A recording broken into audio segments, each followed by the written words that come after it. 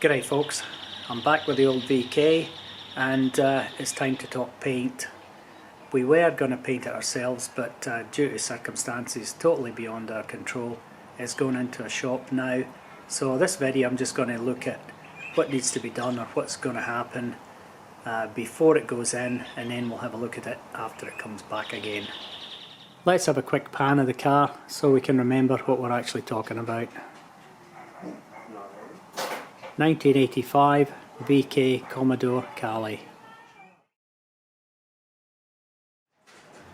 Now, as can be seen, the panels aren't too bad, but the car does have a lot of paint fade, etc. And I'll just come in a little bit closer and let you have a look at that.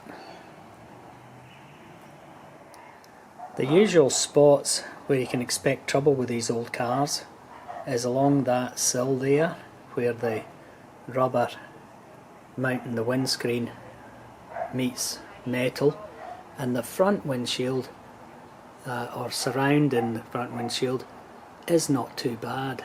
I can't see any rust in it at all. Right, going up the same side. Hopefully I don't want to go too quick and I don't want to go too slow. This part has been painted before, but we've got a lot of paint fade across the top there, as can be seen. I'm probably going to say that quite a lot here, but as I say, around the windscreen, not too bad at all. Running along the side of the door, that's actually not too bad as well. There's no bumps. I'm not even seeing like what you'd expect from the shopping centre car park, where someone opens their car door against your car. There's no sort of bumps there either. I'm not going to show the other side of the car, besides the fact that it's up against a wall, because that's the way the car's been parked. The panels are just as good as on this side. This part here, this little bump here,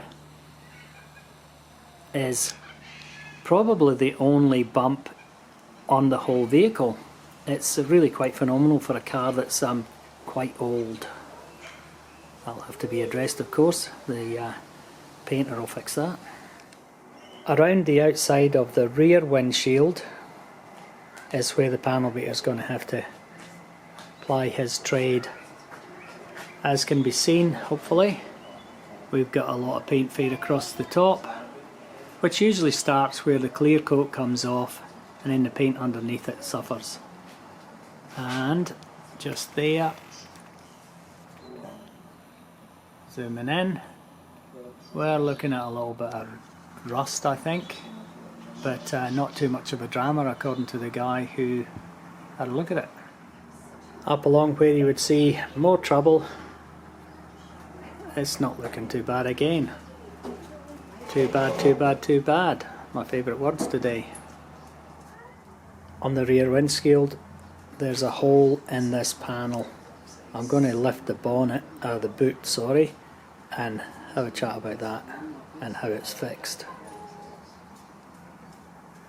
If it's got a hole there that we've just seen, there'll be rust along probably all of this panel here. Even though it doesn't look like it, there's bound to be something underneath that rubber seal. On the boot or the trunk, depending on what part of the world you come from, a lot of paint fade, which will no marks, no bumps, no lumps, and that should respond really well to paint and a little bit of TLC or tender loving care. And along the back there's a plastic panel that's been removed to have a little bit of restoration work on it. Now this panel here that starts about there, that's spot welded in apparently, or welded in place, and as can be seen, some more of my favourite words, that's pretty rusted and will need replaced.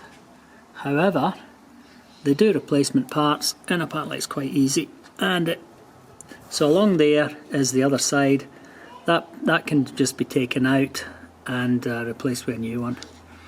Following around the bonnet, or sorry, the boot, Not too bad, not too bad.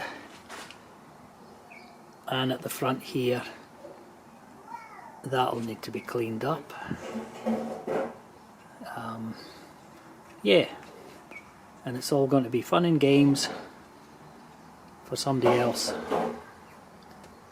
coming around. She just gets a little bit crappy up around there. Yeah.